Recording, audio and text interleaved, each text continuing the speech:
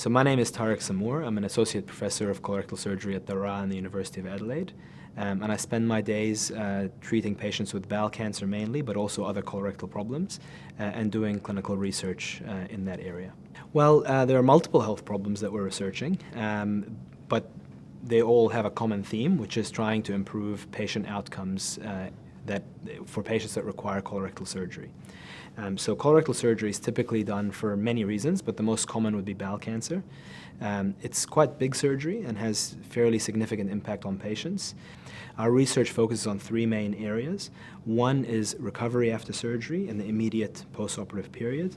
One area is improving outcomes from bowel cancer in terms of the oncology of bowel cancer, particularly in patients with more advanced bowel cancer. And the third area is utilizing artificial intelligence to help us solve problems using big data that we otherwise couldn't solve.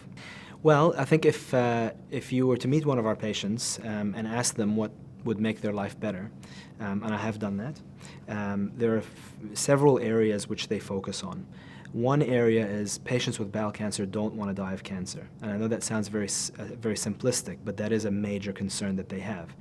And so if we can achieve a situation where we can identify the highest risk patients early and intervene at a time where they're still well and deliver perhaps more intensive treatment to those patients, then perhaps their chance of dying of cancer will be less. And that's one of the areas we're focusing on. We have a program for rectal cancer where we are trying to deliver chemotherapy and radiation before surgery.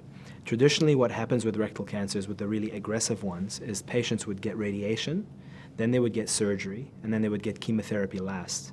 And the problem with that is that a lot of patients, by the time they got to that last step, the chemotherapy step, they've had complications and they've had a very long treatment course and journey, and they just either refuse to have the chemotherapy or they can't have it because they've had a complication from the surgery. We've introduced a program where, for the highest risk patients, we actually give the chemotherapy before surgery. And we've had a few situations now, more than we expected, where patients at the end of that treatment had no cancer left and therefore didn't have surgery, and avoided the complications and the trauma of surgery completely.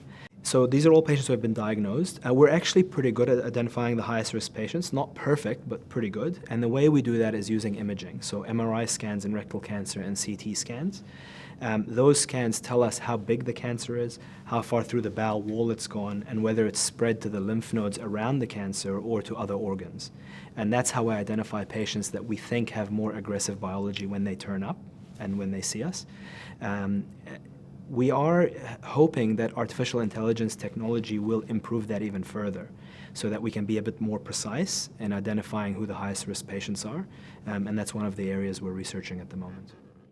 So one of the ways that artificial intelligence can recognize images, an example of that is, when you post a picture on Facebook. And you'll notice that when you do that, Facebook will recognize your friends in the picture. And the way it's doing that is using artificial intelligence. It knows all your pictures that you've previously posted. It can tell which images you've tagged, and it can use that information to tag the next picture for you. So with bowel cancer imaging, it's exactly the same idea, where we're training the algorithm to understand what a cancer is, what a positive lymph node is, what a bad cancer is, and what a good cancer is in terms of survival. And then in the future, when we have a new cancer and a new set of images, the computer will be able to use that old information to predict whether this cancer is a bad one or not. And it works in exactly the same way. So our research group is based at the Royal Adelaide, not at the university.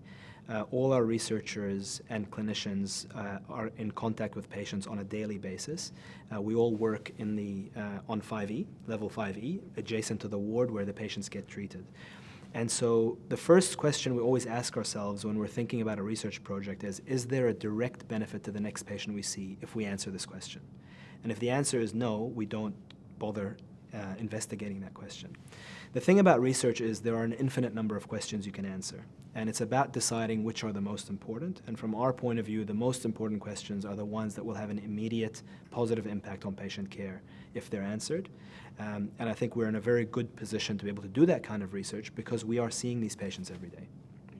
So we are very connected, actually, in that way, at every level. So in terms of the state, we have a regular meeting with the 4 major city hospitals, a research meeting where we are constantly getting feedback on our projects and asking other surgeons and other communities' opinions on what we're doing. But also, when we finish a project, we present our data at that level. Beyond that, we also, through the Royal College of Surgeons and the Colorectal Society of Australia and New Zealand, we present our data more widely, and that tends to be nationally or binationally between Australia and New Zealand. And through social media, as well as, until recently, lots of international meetings, we disseminate the information worldwide. All of our research gets published, whether the study is positive or negative, and we've had very good success with that. And so the data is out there for anybody to read and to look at. Stimulating the bowel after surgery. That paper has been, the paper is not published yet, but the results have been accepted in basically every major colorectal national meeting over the next year. So both in the States, in Europe, here, and it's already piqued the interest of most colorectal surgeons that have the access to that information. And so we're very excited that these days the research can be disseminated very quickly and can make a huge impact worldwide. So we're very happy about that. So because our research is so patient-focused, none of it's really possible without the contribution of the patients. And so it's important to thank the patients for their time and their effort. And every patient that's involved in any one of our studies can be confident in knowing that they are improving the care of the next patient. And I'm very grateful for that. I'm also grateful for the head of unit, Michelle Thomas, who's a colorectal surgeon with us, and she had the vision to promote research within the unit, even though it's not necessarily a core business of a hospital like the Royal Adelaide Hospital, which the focus is delivery of care. There's a recognition from both herself and the leadership above her, including the CEO, that research is a vital part of improving the care of patients, and that without it, that would suffer a bit. So I'm really grateful for their support in this.